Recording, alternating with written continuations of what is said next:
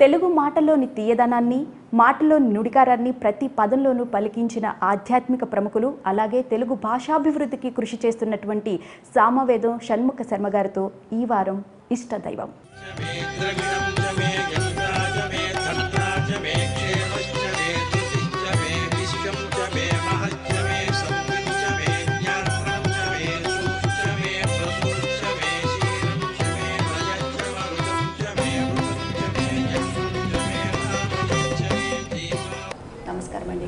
నమస్కారం అమ్మా. అసలు భక్తి అంటే మీరు ఇచ్చే నిర్వచనం ఏంటి? భగవంతుడిని ఆశ్రయిస్తే దాని పేరు భక్తి. ఈ ఆశ్రయం అనేది అనేక స్థాయిల్లో ఉంటుంది. కొందరు అభీష్ట సిద్ధి కోసం ఆశ్రయిస్తారు, కొందరు కష్టం నుంచి బయటపడడానికి ఆశ్రయిస్తారు, కొందరు జ్ఞానం కోసం ఆశ్రయిస్తారు, కొందరు ఏమీ ఆశించకుండా ఆశ్రయిస్తారు. ఆ ప్రేమ భక్తి, ఆశ్రయ భక్తి, అది పరాభక్తి అనిపించుకుంటుంది. ఆ భక్తులు ఉత్కృష్ట భక్తి. మిగిలినవన్నీ కూడా ప్రాథమికంగా భక్తి అంటే కష్టం పోవడానికో, ఇష్టం కలగడానికో, అభీష్ట సిద్ధులకో, జ్ఞానం కోసమో భగవంతుడిని ఆశ్రయించడం మొదటి భక్తి. పై భక్తి నిరపేక్షంగా భగవంతుడిని ప్రేమిస్తూ ఆయన ఆశ్రయించడమే అసలైన భక్తి. అయితే మొదటే ఆ భక్తి సిద్ధించదు. ఈ భక్తి చెయ్యగా చిత్తశుద్ధి ఏర్పడి ఆ పరాభక్తి సిద్ధిస్తుంది. ఆ భక్తి వేరేగా సిద్ధి ఇవ్వడం కాదు, ఆ భక్తే సిద్ధి. అది లభిస్తే, ఆ భక్తి కలిగి ఉంటే ఇహ జీవితమే ముక్త జీవితం అవుతుంది. వాడే జీవన్ముక్తుల్లో ఉంటాడు. ఇది భక్తికి శాస్త్రాలు చెప్పిన నిర్వచనం. అయితే శర్మ గారు, ప్రతి ఒక్కరికి ఇష్టదైవం అనేది ఎవరో ఒకళ్ళు ఉంటారు. మరి మీకు చిన్నప్పటి నుంచి ఏ దైవం అంటే ఇష్టం? మీరు ఎక్కువగా ఎవరిని పూజిస్తూ ఉంటారు? తడుముకోకుండా ఆలోచించకుండా చెప్పేదంటే, చిన్నప్పటి నుంచి నాకు ఇష్టదైవం సాంబశివుడు. సాంబశివుడు అని చెప్పినప్పుడే పార్వతీదేవితో కలిసిన పరమేశ్వరుడు. ఉమామహేశ్వర తత్వాన్ని బాల్యం నుంచి ఇష్టదైవంగానే ఆరాధిస్తూ ఉన్నాను. నా బాల్యం నుంచే పరమేశ్వరుడిపై అనేక రకాల కీర్తనలు, శ్లోకాలు, రచనలు చేశాను. ఆ ఇష్టం క్రమక్రమంగా గట్టిపడి సాధనలో ఉపాసనగా పండి నా జీవితమంతా శివమయం చేస్తుంది. అందుకని నా ఇష్టదైవం శివుడు. అయితే ఇష్టదేవతా సిద్ధాంతం గురించి మాట్లాడేటప్పుడు మన సంస్కృతిలో ప్రధానంగా అద్వైతాన్ని ఆశ్రయించిన వాళ్ళం గనక ఇష్టదైవం ఒకరైన అన్యదేవతలు ఆ దేవతకి భిన్నులు కారు అనే భావంతో మేము ఉపాసన చేస్తూ ఉంటాం. అందుకే ఆ పరమేశ్వరుడే విష్ణు, సూర్య, సుబ్రహ్మణ్య, గణపతి ఇత్యాది సర్వదేవతా రూపములతో ఉన్నటువంటి వాడు అనే భావన కలిగి ఏ దేవతను ఆరాధించినా శివుని యొక్క స్వరూపం అనే భావనతో ఆరాధిస్తాం గనక సర్వదేవతాత్మకమైనటువంటి పరమేశ్వరునిపై ఇష్టదేవత నిష్ఠ కలిగి ఉన్నది. ఇదే సమయంలో ఇష్టదేవత గురించి మాట్లాడినప్పుడు నాకు అప్పయ్య దీక్షితుల వారు చెప్పిన ఒక శ్లోకం గుర్తొస్తుంది. మహేశ్వరేవా జగతామధీశ్వరే జనార్దనేవా జగదంతరాత్మని నా వస్తుభేద ప్రతిపత్తిరస్తిమే తథాపి భక్తిస్తరుణేందు శేఖరే అన్నారు. అంటే సర్వజగత్తుకి ఈశ్వరుడైన మహేశ్వరుని యందు కానీ, సర్వ జగద్ అంతర్యామి అయినటువంటి విష్ణువు యందు కానీ నాకు ఇసుమంతు కూడా భేదము లేదు. అయినప్పటికీ చంద్రశేఖరుడైన శివుడు అంటే నాకు భక్తి అని చెప్పారు. ఇదే భావాన్ని లీలాసుకుల వారు శ్రీకృష్ణ కరుణామృతంలో మరొకలా చెప్పారు. విశేషంగా శైవావయం నఖలు తత్ర విచారణీయం పంచాక్షరీ జపపరా నితరాం తథాపి చేతో మదీయ మతసీ కుసుమావభాసం స్మేరాననం స్మరతి గోపవధూ కిశోరం అంటున్నారు. దీని భావం ఏంటంటే, మేము శైవులం, నిరంతరం శివ పంచాక్షరి మంత్రం జపం చేస్తాం. ఇందులో ఏమీ సందేహం లేదు, ఆలోచించవలసిన అవసరమూ లేదు. అయినప్పటికీ మా మనస్సు మాత్రము ఆ నీలమేఘశ్యాముడైన కృష్ణుని ఎప్పుడు స్మరిస్తుంటుంది అని చెప్పారు. అంటే వీరు ఉభయులకి మనం ఆలోచించినట్లయితే శివకేశుల మధ్య భేదం లేదు. ఒక ఆయనకి అభేదంతో కూడిన శివభక్తి ఉన్నది, ఇంకొక ఆయనకి అవిభేదంతో కూడిన కృష్ణ భక్తి ఉన్నది. ఇది అచ్చమైనటువంటి వైదిక సంస్కృతికి సంబంధించిన అంశం. రామకృష్ణ పరమహంస కూడా ఒక మాట చెప్తారు, ఇష్టదేవత నిష్ఠ చాలా గొప్పది, కానీ తన దైవం మాత్రమే గొప్ప, ఇతర దేవతలు తక్కువని దృష్టి కూడదు అని. అలాంటి భక్తి మా నాన్నగారి దయ వల్ల, మొదటి నుంచి ఆదిశంకరులు భక్తులను కావడం వల్ల, మాకు అభేద దృష్టితో కూడిన శివభక్తి ఉండడం చేత పంచాయతన విధానంలో మేము సర్వదేవతలను ఆరాధిస్తూ శివభక్తి కలిగి ఉన్నాం. ఆ శివునిపై 1000 పైన సంకీర్తనలు కూడా రచించాను. శివుడంటే నా మనసు కరుగుతుంది. ఆయనపై రచనలు చేస్తూ భావిస్తూ, అసలు లక్ష్యం శివపదం వైపే వెళుతున్నటువంటి జీవితం ఇది. చేస్తున్న పని కూడా శివమయంగా భావిస్తున్నాను. వ్రాసిన గీతాలంటే ప్రపంచం కోసం, వ్రాసుకున్నామంటే నా కోసం. అయితే ఆత్మతారణార్థం రాస్తే అది జగత్తుకు కూడా తారణార్థం పనికి వస్తాయి గనక అలా రచించిన కీర్తనలు కేవలం పొగడ్తల కింద కాకుండా శాస్త్రాలు, వేదములు ఇవి గురువుల ద్వారా తెలుసుకున్నాక వాటిలో ఉన్నటువంటి శివతత్వాన్ని నా హృదయంతో భావన చేసి ఈశ్వరునికి పూజాసుమంగా సమర్పించుకుంటూ ఒక్కొక్క పాట ఒక్కొక్క మారేడు దళంలా రాసుకున్నటువంటి పాటలు. ఒక్క పాట శివ రక్షాభావాన్ని చెప్తూ, ఆదిదేవుడసిత కంఠుడన్ని చోట్ల రక్ష శంభుడు మా పాలి స్వామి సర్వకాల రక్ష, భూమి రథము నెక్కు వెల్పు భూమి పైన రక్ష, జడల గంగ దాల్చు భవుడు జలములోన రక్ష, అగ్నినేత్రధారి హరుడు అగ్నిలోన రక్ష, ఆయువిచ్చు అఖిలవర్తి వాయువులో రక్ష, ఆకాశకేశ పాసధారి ఆకాశాన రక్ష, దిగంబరుడు అష్టమూర్తి దిక్కులలో రక్ష, దివ్య ధవళ దేహధారి దేహానికి రక్ష, షణ్ముఖ సన్నుతుడు శివుడు సమకూర్చిన రక్ష. ఇది ఆ వేలాది శివపదాల్లో ఒకటి. మీరు ఇంత మంచి సంకీర్తనలు రాశారు, అలాగే తెలుగులో సినిమాల్లో కూడా మంచి పాటలు రాశారు అని చెప్పి మాకు తెలిసింది. మరి ఎందుకు సినిమాల్లోని పాటలు రాస్తూ సిరివేణి సీతారామ శాస్త్రి గారు కానీ అంత పెద్దవాళ్ళతో మీరు పనిచేశారు? సినిమా రంగంలోకి రాకముందు నుంచి కూడా నా ఆధ్యాత్మిక జీవితమే. సినిమాల్లోకి రాకముందే నేను శివునిపై అనేక సంకీర్తనలు రాశాను. అయితే ముఖ్యంగా నా లోపల కవిత్వం అనే భావం ఒకటి ఉంది కనుక ఆ కవిత్వాన్ని బయటపెట్టాలి అంటే శక్తివంతమైన మాధ్యమం సినిమా రంగమైన భావన, పైగా మహాకవుల్ని ఆకర్షించినటువంటి రంగం సినిమా రంగం. దేవులపల్లి కృష్ణశాస్త్రి గారు, డాక్టర్ సి నారాయణ రెడ్డి గారు, శ్రీశ్రీ అలాంటి దిగ్ధంతులైనటువంటి సాహితీవేత్తలు కూడా సినిమా రంగం ద్వారానే వాళ్ళ సాహిత్యాన్ని ఎక్కువ చెప్పగలిగారు. అందుకు నాకు ఆ కాలంలో సినిమా రంగం వైపు ఒక ఆకర్షణ కలిగింది. ఎందుకంటే సాహిత్యాన్ని బాగా చెప్పవచ్చు అనే ఉద్దేశంతో అలా సినిమా రంగంలోకి వెళ్ళాను. అయితే సినిమా రంగంలోకి వెళ్ళకముందు నేను శివభక్తుడినే. సినిమా రంగంలో ఉన్నంతకాలం కూడా శివారాధన చేసుకుంటూ శివమయంగా జీవిస్తూ మన ఆర్షవాంగ్మయాన్ని అధ్యయనం చేస్తూ ఉన్నటువంటి వాడిని. అయితే సినిమా పాట అన్నప్పుడు సినీ నటులు ఎలాగైతే తమది కాని పాత్రను తాము అభినయిస్తారో మేము కూడా మాది కాని భావాన్ని మేము రాయాల్సి వస్తూ ఉంటుంది. అందుకే సినిమా పాటల రచయిత కూడా ఒక నటుడే. ఎందుకంటే తన హృదయాన్ని ఆవిష్కరించాడు, పాత్ర హృదయాన్ని తనదైన భాషలో ఆవిష్కరిస్తాడు కనుక సినిమా పాటల రచయిత కూడా నటుడే. అయితే తన కవితాశక్తిని చూపించే అవకాశం ఒక్కొక్కప్పుడు లభిస్తుంది, ఒక్కొక్కప్పుడు లభించదు. అయితే సినిమా రంగంలో మీరు చెప్పినట్లు ఒక పెద్దవారి పేరు పేర్కొన్నారు మీరు, సిరివెన్నెల సీతారామ శాస్త్రి గారు. నాకు వారంటే చాలా గౌరవం. ఈ రోజుల్లో కవిత్వం రాయగలిగినటువంటి గొప్ప సినీ రచయిత. వారి ప్రేమ, వారి స్నేహం నాకు సినిమా రంగంలో బాగా లభించాయి, వారి సాన్నిహిత్యం. అయితే నమ్ముకున్న దైవం ఎలా అనుగ్రహిస్తాడనడానికి లోకానికి కూడా తెలుస్తుంది. ఇది ఇక్కడ మీతో ముచ్చటించాలి. శివుడిపై 1000 సంకీర్తనలు రచించిన నాకు సినిమా రంగంలో మొట్టమొదటి వెళ్ళినప్పుడు కోటి గారు ఒక పాట రాయడానికి అవకాశం ఇచ్చారు. అది ఆయనకిద్దరు అనే సినిమాలోకి పాట. అయితే ఎవరైనా నీ మొదటి సినిమా ఏమిటి అని అడిగితే చెప్పుకోవడానికి కూడా కొంచెం ఇబ్బంది కలిగించే టైటిల్ అని నేను అనుకుంటూ పాట రాస్తున్నాను. ఆ సమయంలో రవిరాజ పినిశెట్టి గారు అక్కడికి వచ్చారు, డైరెక్టర్ గారు. వచ్చి ఇప్పుడు నేను ఒక సినిమా తీస్తున్నాను, దానికి ఒక ట్యూన్ ఉంది, చాలామంది రాశారు కానీ ఏదో అసంతృప్తిగా ఉంది, నువ్వు ప్రయత్నిస్తావా అని అడిగారు. సరే వినిపించండి అన్నాను. ఆ ట్యూన్ వినిపించారు. ఆశ్చర్యం, అది శివుడిపైన జాతర పాట రాయమని అడిగారు. ఇన్నాళ్ళు 1000 సంకీర్తనలు రచించుకున్న నాకు అది లభించడం ఒక అవకాశంగా భావించాను. వెంటనే పాట రాశాను. ఇలా రాసిన మరుసటి రోజే ఎస్పి బాలసుబ్రహ్మణ్యం గారు, చిత్ర గారు పాడారు.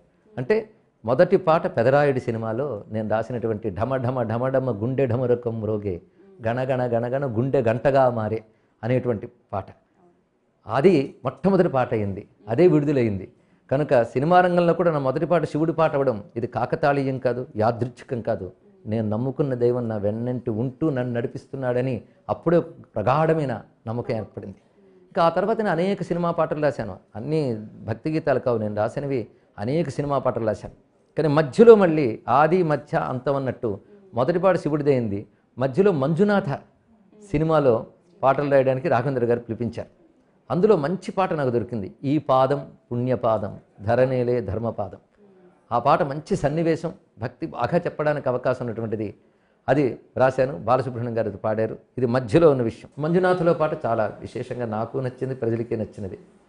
ఇంకా ఆశ్చర్యకరం ఏంటంటే ఇంకా నేను సినిమాలకి పాటలు రాయకూడదు అని నిర్ణయించుకుని ఎప్పుడైతే ప్రవచన రంగంలో నేను బిజీ అయ్యానో, ఇంకా పూర్తిగా నాకు ఇష్టమైనటువంటి ఇందులో నేను ఉండిపోయినప్పుడు పాటలు రాయనని నిర్ణయించుకుని శ్రీశైలంలో ఒక పరిశోధన విషయమే నేను అక్కడ ఉంటూ ఒక గ్రంథాన్ని దీక్షగా రాస్తున్నాను. ఆ సమయంలో నాకు కె విశ్వనాథ్ గారి నుంచి ఫోన్ వచ్చింది, మీరు వచ్చి ఒక సినిమా పాటలు రాయాలి. నేను విశ్వనాథ్ గారితో ఒక్క సినిమాకు కూడా రాయలేదు. సినిమా రంగం వదిలేసాక అవకాశం వచ్చింది, కానీ ఆ అవకాశాన్ని దలుచుకోలేక అప్పటికప్పుడు మద్రాసు బయలుదేరి విశ్వనాథ్ గారిని కలిసి పాటలు వదిలేసిన సమయంలో వచ్చిన ఆఖరి పాట. ఆ పాట ఏమిటా అని చూస్తే మళ్ళీ ఆశ్చర్యం, విద్యాసాగర్ గారు ట్యూన్ ఇచ్చారు, విశ్వనాథ్ గారితో మ్యూజిక్ సిట్టింగ్లో కూర్చున్నాం. అది మళ్ళీ శివుడి మీద పాట, రమా వినోది వల్లభ. అది అక్కడ వచ్చేటప్పటికల్లా నాకు అన్ని హద్దులు దాటిపోయి చక్కటి సంస్కృత శబ్దాలతో ఒక సంగీత స్థాయిలో ఒక వాగ్గేయకారుల రచనలాగా ఎక్కువగా రచించుకునే అవకాశం దొరికింది. అది నా ఆఖరి పాటగా చెప్పాలి. అంటే ఆది మధ్య అంతం 3 శివమయమై ఉంటూ మధ్యలో సినిమా పాటలు ఏదో రాశాను. కానీ ఇది చూస్తూ ఉంటే మనం ఏది చేస్తున్నా మనం నమ్ముకున్న దైవం మనల్ని అడుగడుగున గమనించుకుంటాడు. గమనించుకుని రక్షించడమే కాదు, రక్షణ రెండు విధాలుగా ఉంటుంది. ఆపదల పాలు కాకుండా కాపాడడం ఒకటి, మనం తెలుసో తెలియకో మన వల్ల ఏదైనా పొరపాటు జరగబోయినా అది జరగకుండా రక్షించగలడు పరమాత్మ. దీన్ని బట్టి మన దేహాన్ని మన బ్రతుకుని కాపాడటమే కాదు, మన ధర్మాన్ని కాపాడతాడు భగవంతుడు. అందుకే ఇష్టదేవత నిష్ఠ అంటూ ఒకటి ఉండడం చేత ఇహంలో మన ధర్మ అర్థ కామాలు లభించడమే కాకుండా పరానికి కావాలని మోక్షం కూడా లభిస్తుంది. అందుకే రామకృష్ణ పరమహంస చెప్తారు, ఇష్టదేవత నిష్ఠ అనేది చాలా ముఖ్యమైనది. ఆ శివుడు అడుగడుగున నన్ను నడిపిస్తున్నటువంటి. గురుగారు, మీరు చాలా రచనలు చేశారు, ఇంకా చేస్తూ ఉన్నారా? మరి రచనలు చేస్తూనే మీరు అసలు ప్రవచనాల సైడు రావడానికి ఏమైనా ప్రధాన కారణం ఏమైనా ఉందా? మొదటి నుంచి ఆధ్యాత్మిక వాంగ్మయం, సనాతన ధర్మం ఇవన్నీ కూడా మా నాన్నగారి దగ్గర సంస్కృతం తెలుగు అధ్యయనం చేసి గ్రంథాలను చదివాను. నాకు సహజంగా ఈ ఆధ్యాత్మిక సంస్కారం ఉండడం వల్ల మన గ్రంథాలపై మన ధర్మంపై చాలా గౌరవం ఉంది. అదేవిధంగా రామకృష్ణ పరమహంస, స్వామి వివేకానంద వీళ్ళందరి సాహిత్యం చదివి ఈ దేశంపై ఈ ధర్మంపై ఒక గర్వంతో కూడిన ప్రేమ ఏర్పడింది. ఆ నిష్ఠ నాకున్నది. అయితే అది నా ప్రధాన జీవితం అవుతుంది అనుకోలేదు. నా వ్యక్తిగతమైనటువంటి సాధన కోసం ఆధ్యాత్మిక వాంగ్మయాన్ని, ఆర్షవాంగ్మయాన్ని అధ్యయనం చేయడం, అనుష్ఠానాలకు తెచ్చుకోవడం చేస్తున్నానే తప్ప అదే నా జీవిత విధానం అవుతుందని నేను ఏనాడు అనుకోలేదు. అందుకు నేను పాటల రచయితగానే నా జీవిత విధానం కొనసాగుతుంది, సాహిత్యంతోనే ఉంటాను అని అనుకున్నా. కానీ మొదటి నుంచి నాకున్నటువంటి ఈ అభిలాష, పరిజ్ఞానం ఈ రెండిటి చేత కొన్ని సందర్భాల్లో మాట్లాడే అవకాశం దొరికింది వేదికల మీద. అది విని విని క్రమక్రమంగా కర్ణాకర్ణిగా అలా వ్యాప్తి చెంది పెద్ద వేదికలపై ప్రవచనాల కింద కూడా అయ్యాయి. శాస్త్రాలను అధ్యయనం చేయడం, దాన్ని అనుష్ఠానంలోకి తెచ్చుకోవడం, ఆ రెండింటి వల్ల కలిగిన అనుభవాన్ని ప్రవచన రూపాల్లో ప్రజలకు పంచుకోవడం, ఈ జీవితం బాగుంది అని సంపూర్ణంగా ఇది నేను నా జీవిత విధానంగా ఎంచుకున్నాను. అందుకే నేను వృత్తి అనే మాట ఎక్కడ మాట్లాడలేదు. సినిమా పాటల రచయితగా వృత్తి అంటాను కానీ ప్రవచనకర్తగా ఆధ్యాత్మిక జీవితం ఇది నా వృత్తి కాదు, నా జీవితం. ఆ జీవితం గడుపుతూ తృప్తిగా ఉన్నాను. అయితే ధర్మాన్ని వ్యాప్తి చేయడంలో నేను కొన్ని మాధ్యమాలు ఎంచుకున్నాను. ఒకటి ప్రవచనం, రెండవది రచన. భగవంతుడు ఇచ్చిన రచనా శక్తితో ఆ రచన మళ్ళీ రెండు విధాలు. మన ధర్మాన్ని సామాన్య జనులకు చెప్పడం కోసం వివిధ వ్యాసాల ద్వారా నాటి ధర్మం, నేటి సమస్యలు ఈ రెండింటిని అన్వయిస్తూ నేటి సమస్యలకి మన ధర్మంతో ఎలా పరిష్కారం చెప్పవచ్చు అనే ఉద్దేశంతో అనేక రచనలు రచించడం జరిగినది. నేటి యువతని దృష్టిలో పెట్టుకుని మన ధర్మాన్ని పరిచయం చేయడం అనేటువంటిది. అంటే తేలికైన భాషలో, పత్రికా భాషలో వ్యాసాలు రచిస్తూ వచ్చాను. క్రమంగా తర్వాత పని ఏంటంటే పత్రికని స్థాపించి పాత్రికేయుడిగా ఋషిపీఠం అనే పేరుతో భారతీయ మానస పత్రిక అంటూ మన భారతీయ ఆత్మని, సనాతన ధర్మాన్ని తెలియజేసే ఉద్దేశంతో పత్రిక పెట్టి అనేక మంది పెద్దలు చేసిన రచనలన్నింటినీ వాటి ద్వారా అందిస్తూ ఇప్పుడు 17 ఏళ్ళే వస్తున్నది ఆ పత్రిక. ఇటువైపు నేను రచనలు చేస్తూ మరొకవైపు పాత్రికేయుడిగా చేయడం కనుక నా రచనల్లో ఒక భాగం ఇలా ఉంటే రెండవ భాగం ఆత్మనివేదన, అంటే భగవంతుడికి నా హృదయాన్ని సమర్పించుకోవడం ఉద్దేశంతో నేను రచించిన ఇందాక చెప్పినట్టు శివకీర్తనలు, వాటితో పాటు రామచంద్ర ప్రభు అని ఒక శతక రచన చేశాను. శతకం అనేకంటే రామాయణాన్ని ఆయన అనుగ్రహం వల్ల నేను చూడగలిగినటువంటి కోణాలతో పద్యాలుగా రచించడం జరిగినది. మళ్ళీ దానికి నేనే భాష్యాన్ని రచించాను. ఛందోబద్ధమైన కవిత్వం చిన్నప్పటి నుంచి అలవాటు కనుక శార్దూల మత్తేభ వృత్తాలతో రామచంద్ర ప్రభు అని రామాయణాన్ని రచించాను. శివానందమూర్తి గారు, సద్గురు శివానందమూర్తి గారు మా గురువు గారు ఒక మాట అన్నారు, చిన్నపాటి రామాయణం అన్నారు.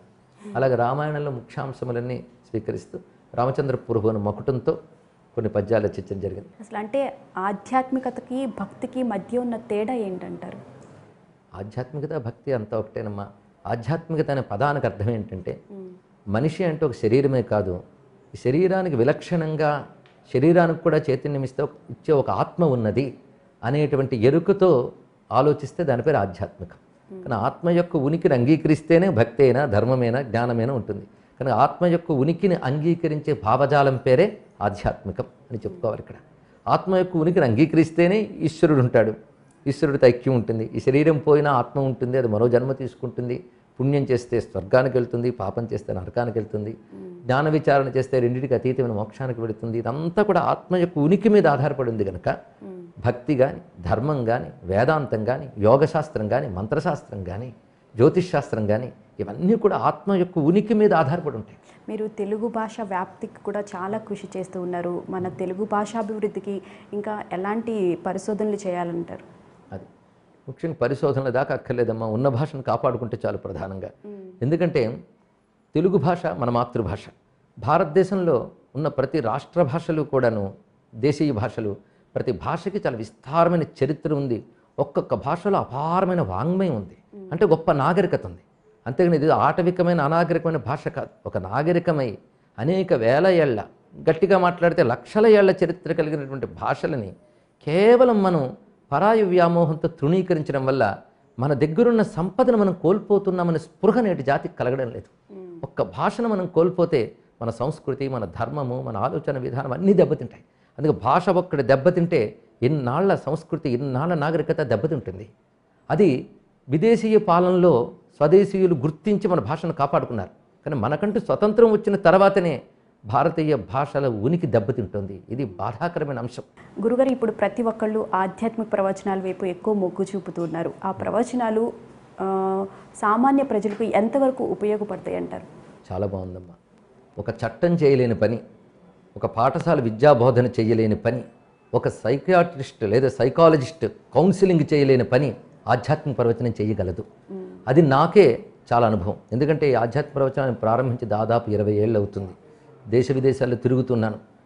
ఎప్పటికప్పుడు వైరాగ్యం కలిగి ఆపేద్దాం అనిపించినప్పటికి కూడా ప్రజల నుంచి లభిస్తున్నటువంటి స్పందన ఇది ప్రశంస కాదు. వాళ్ళ బ్రతుకుల్లో వచ్చిన పరిణామాలు నాకు చాలా ఆశ్చర్యకరం. ముఖ్యంగా చాలామంది యువత ఒకానొక దిశ తెలియని దశలో శరీరాన్ని నశింపజేసుకుందాం అంటే ఆత్మహత్య చేసుకోవాలి అనే స్థితిలో నా ప్రవచనం విని జీవితం విలువ తెలుసుకుని మళ్ళీ వాళ్ళు ఒక పాజిటివ్ అవుట్లుక్ అంటే ఒక ఆశావాదంతో, సకారాత్మక ధోరణితో జీవితాన్ని ప్రేమించి జీవితం విలువ తెలుసుకుని జీవితంలో రాణించి ఉన్నత స్థితికి వెళ్ళి కృతజ్ఞతలు చెప్పడానికి నా వద్దకు వచ్చారు. ఇలాంటి వాళ్ళు కొన్ని 10 మందిని నేను చూశాను. ముఖ్యంగా యువతలో. అంటే యువత ఆధ్యాత్మిక సాహిత్యం వల్ల జీవితం విలువ తెలుసుకుని ప్రవచనాల వల్ల ప్రభావితులై ఒక సంగీతం విన్నట్టు అవే వింటూ వాళ్ళ బ్రతుకుల్లో తల్లిదండ్రులను గౌరవించడం, పెద్దల్ని మర్యాద చేయడం, అలాగే లంచగొండితనం మానేయడం. ఒక ఇన్సిడెంట్, ఒక సంఘటన జరిగింది నా జీవితంలో. భారతంలో శాంతి అనుశాసన పర్వాలు చెప్తున్నాను. చెప్తున్నప్పుడు అక్రమార్జన అనేది ఎంత దోషమో చెప్పడం జరిగింది. 3వ రోజు ఒక వ్యక్తి నా దగ్గరికి వచ్చి ఒక మాట అన్నాడు. నాది లంచాలు వచ్చేటువంటి ఉద్యోగం అండి, వద్దన్నా వస్తూ ఉంటుంది, ఆ వాటితో ఇంతవరకు బతికాను. మీ ప్రవచనం నేను వెళ్ళాక ఇవాళ నా చేతికి 75,000 లంచం వస్తే నేను తిరస్కరించాను. మొదటిసారి నా ఉద్యోగంలో తృప్తిని అనుభవించాను. ఇకపై నేను ఇలాగే జీవిస్తాను అని చెప్పారు. గురుగారు, ఈ మధ్యకాలంలో యువత చాలా తప్పుదారి పడుతూ ఉంది. మరి యువతకి మీరిచ్చే స్ఫూర్తి సందేశం ఏమైనా ఉన్నదా? నా ప్రవచనాలన్నీ యువతకి స్ఫూర్తి సందేశమేనమ్మా. యువత తప్పుదారి పడుతోంది అనడానికి లేదు. సరైన దారిలోకి వస్తున్న యువత అప్పటికంటే ఇప్పుడు ఎక్కువ కనబడుతుంది నాకు. ఇది కూడా అభినందించదగ్గ విషయం. అయితే విస్తరిస్తున్నటువంటి ఈ వైశ్వీకరణ లేదా ప్రపంచీకరణ వల్ల కొంచెం రకరకాల భావజాలాలు ప్రవేశించి ఒక అయోమయ స్థితి ఏర్పడిన మాట మాత్రం వాస్తవమే. యువతకి చెప్పేది ఏంటంటే మన దేశంపై, మన ధర్మంపై ఒక గౌరవాత్మకమైనటువంటి భావం ముందు కలిగి ఉండాలి.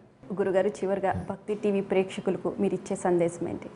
భక్తి టీవీ తెలుగులో ఒక అద్భుతమైన పరిణామాన్ని తీసుకొచ్చింది. ఆ తర్వాత అనేక రకాలైనటువంటి ఈ భక్తి ఛానల్స్ వస్తున్నాయి, కానీ ఒక ఒరవడి తీసుకొచ్చింది, ఒక చిత్తశుద్ధి కనబడుతుంది. ఇందులో పనిచేస్తున్న వాళ్ళందరూ కొంచెం ప్రయోజనాత్మకమైనటువంటి కార్యక్రమాలను అందిస్తున్నారు.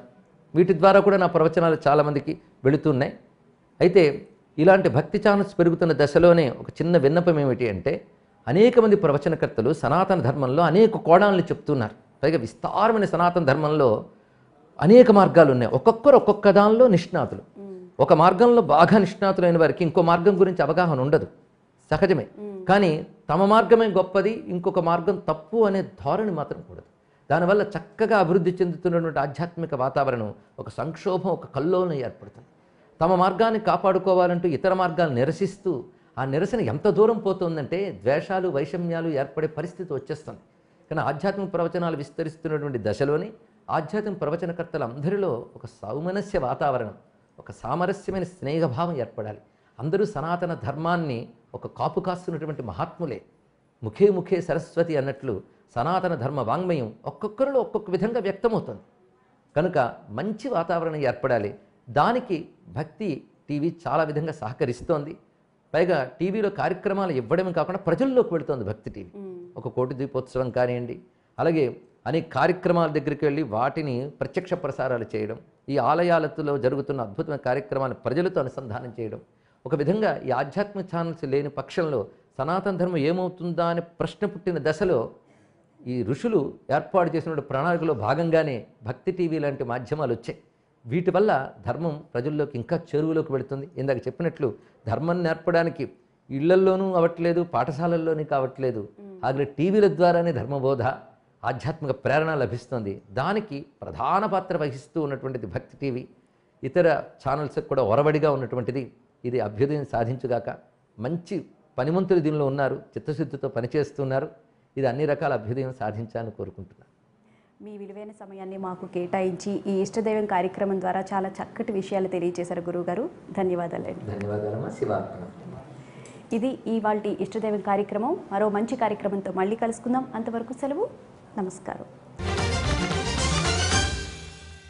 మీ అభిప్రాయాలను, సూచనలను మాకు తెలియజేయాల్సిన చిరునామా భక్తి TV, care of Rachana television private limited, road number 92, Jubilee hills, Hyderabad 5,96,000. మా ఇమెయిల్ ఐడి bhaktihyd@gmail.com. మా వెబ్సైట్ www.bhaktitv.org. Phone number 901012223333.